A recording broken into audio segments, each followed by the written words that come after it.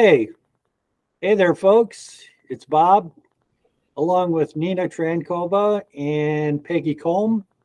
You're listening to episode 20 of Tech Talk. That's right. We're really full of it here, and we're ready to give it to you straight. This past week, I joined Bluesky, the new social media site, and I posted a couple of photos there, and I'm still trying to figure out what's the best ratio for photos. It looks like when you upload something, they'll make it square, and then if you click on that particular photo, it will go to the original aspect size that you actually uploaded. Also, I noticed that Blue Sky does encourage you to use alt text on your photos. And I have read some things about alt text.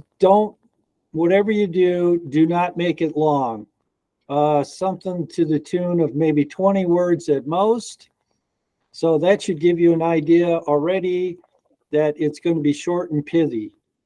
So, but do try to add it because apparently Google uses it for SEO and all those good things to help find things on the web. So hope you enjoyed that little tip for today. And now I'm going to pass on the next tech tip to Peggy. Thanks, Bob. It's interesting you talking about the alt text because it's not just good for SEO, it's also good for people who are using screen readers, people who are vision impaired, to get a description of what you're doing. And that actually leads into what I want to talk about today, because I've been using a bunch of different social networks because Twitter seems to be on the decline. And so this week I made some posts to Blue Sky, T2, which is still experimental, that's not quite open fully yet, and Threads, which is the social network linked to Instagram. And I made a post that had images, and I made another post where I shared a link to a YouTube video. And it was really interesting to see how these different platforms handle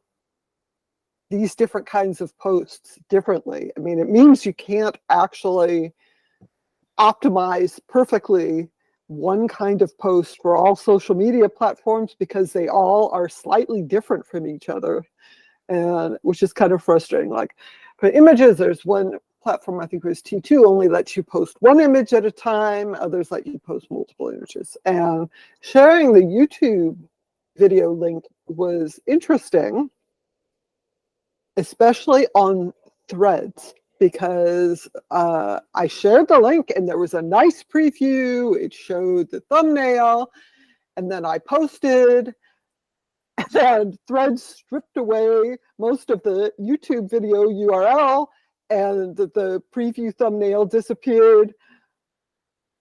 I don't know if this is intentional and they don't want people sharing YouTube links, or if it's just badly coded, but it was very frustrating because the preview looked perfect. But after I posted, I realized it was just a link to youtube.com without the rest of the video link there. So I don't know what they're doing. But I think that is really part of the learning curve for all of these platforms, aside from trying to build up an actual network of people you're interested in following, and hopefully people who are interested in following you. You've got to learn all these new tools and how to post things optimally, and it's more than I want to think about. I want to just go someplace, make a post, and have it look correct. So that's what I've been thinking about in tech this week. Nina, what have you been thinking about this week? Well, this week in the line of thoughts, thank you, Peggy. You've been mentioning I was experimenting with Bard and posting on LinkedIn. And it went pretty well. It was in tone with the LinkedIn style of posting. I edited it a bit, but I'm confident that I can proceed with following experiments. As much as I give it more prompts so it can learn and give me better wording, and of course I will always edit it. That's one thing, but most of all I wanted to mention, I learned that I can now schedule my paid appointments with Google Workspace, with Google Calendar. I already have it with my Google individual account. In fact, that was because it was first released with Google individual subscriptions. But I'm mostly working with my Google Standard Edition for my meetings with clients. Therefore, now I have to restart from zero and produce another appointment page to embed it on my website. So I will edit my tutorial and link it in the description of this video, because I'm actually going to have paid appointments.